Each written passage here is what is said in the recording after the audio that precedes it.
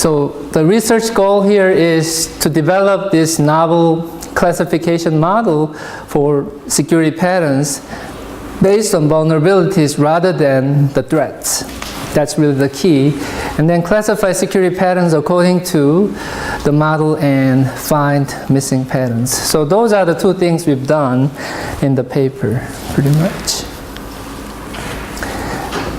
And one of the contributions we have in the paper is this new, of course, classification model to be used by practitioners to identify what security patterns to use to fix a security vulnerability. So this is sort of a practical solution because if you're a software developer and if you know these vulnerabilities to fix, right, you don't really have to look it up on your own, but you just go to our model and then somehow you can see the model is mapped to the vulnerabilities. I mean, in the model, actually the pattern is mapped to the vulnerabilities and the vulnerabilities are mapped to the pattern. So if you know what the vulnerabilities to fix, then you can actually trace it back to the pattern you can use to fix the vulnerability. So I mean, that is a practical solution, right? Then more, I guess, ultimate thing we're doing here in our research, which is looking for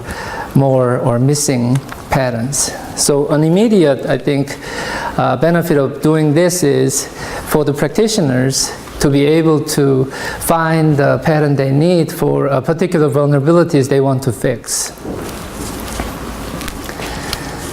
So the classification model, I mean, like I said, is based on vulnerabilities.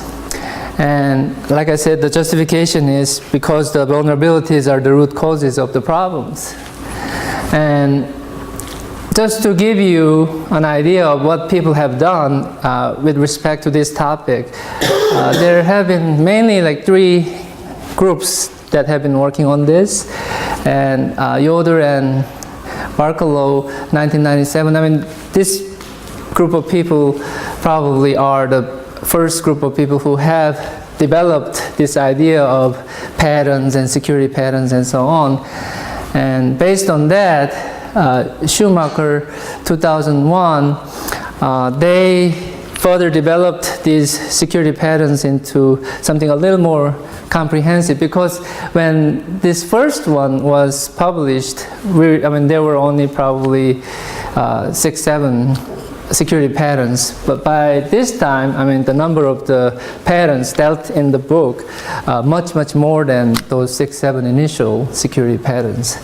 So right now, the status, I mean, the count of the security patterns out there is about almost 100, I think. So based on our literature survey, we know that there are more than 100 security patterns existing, but the problem, again, is they categorize these vulnerabilities based on the threats. So, for example, Hafiz et al., both in 2007 and 2012, they mentioned 14 of these security patterns, and they categorized them based on, first, this CIA model. CIA, you're familiar with the CIA model, right? Confidentiality, integrity, and availability. So those are the security challenges.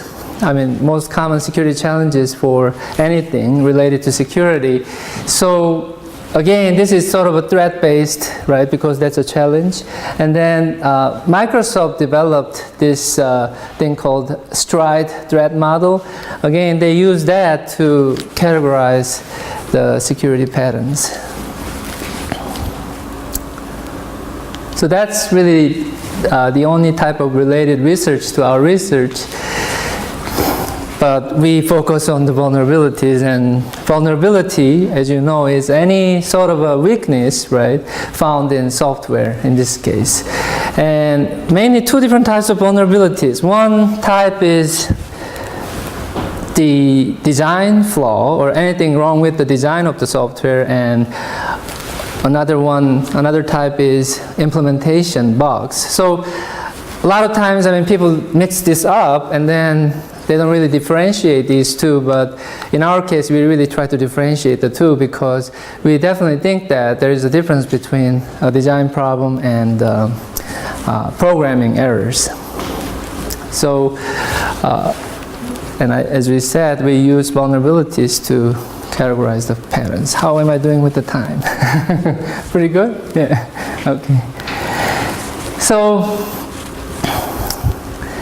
then the question is, what type of vulnerabilities do we use to categorize the security patterns, right? So there are some sources of vulnerabilities out there, and we've done some research on what kind of vulnerability classifications are existing in the community. And one of the sources is this one, 23 vulnerabilities found, or used in our study, is actually from this Open Web Application Security Project, OWASP. But there are other sources out there too, which is Common Vulnerabilities and Exposures, or CVE. It's a huge database that contains more than 50,000 or growing number of vulnerabilities. Another source is, actually, this is just the raw vulnerabilities out there. Any software having any specific security vulnerability, it gets registered in this database. However, this common weakness enumeration, this just provides the categorization of those vulnerabilities. But still, this one has 940 and counting. So, for us to use the vulnerabilities to categorize the patterns, of course, eventually, if we can get there, this will be the best. But for the scope of this paper, we focused on something much more manageable in terms of the size. So we used actually OWASP list, which has about 23 vulnerabilities to categorize the security patterns. So this is actually what's on the OWASP website. And if you take a look at our paper, we basically have subsections based on these vulnerabilities. So per subsection, we have a vulnerability identified, and then we list all the security patterns related to the vulnerability. So sometimes you see more patterns are associated with a particular vulnerability. Other times you see less of them. In some cases, no patterns at all associated with a particular vulnerability and so on. So you can kind of see the distribution of the vulnerabilities, which is, not the vulnerabilities, but the patterns, which is a good thing, I think. So for example, if you're talking about this authorization vulnerability, in the paper we list the related patterns. And this is not everything in the paper, but I just listed a few of them. Something like role-based access control, for example, a very well-known one, is associated with this particular vulnerability. Something like security session is another one. There are many listed in the paper. So if you're interested in looking at some more details, everything is really listed in the paper. So in terms of the missing security patterns, we mapped everything based on our list of the vulnerabilities and also the security patterns. So one of the discoveries we made at the end of the process was this set of missing patterns. And a lot of these missing patterns that's really missing from these existing vulnerabilities were something related to implementation bugs rather than, design-related vulnerabilities.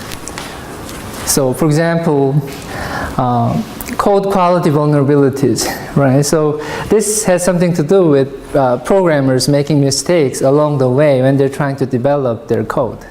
Another one is cryptographic vulnerabilities. Again, this vulnerability arises from the fact that they try to use their own cryptographic algorithms and so on. Finally, general logic error vulnerabilities. Again, programmers are not very careful developing their software, so making errors in their code. But what I'm thinking is there still is this room for improvement by using some architectural solutions even to these more programming error-related vulnerabilities. Because, like I said, the use of framework, for example, encourages you to reuse the code rather than trying to build your own code. And when you do that, you can avoid a lot of these problems, definitely. So we definitely think there is an opportunity for software architects somehow to deal with this type of problems.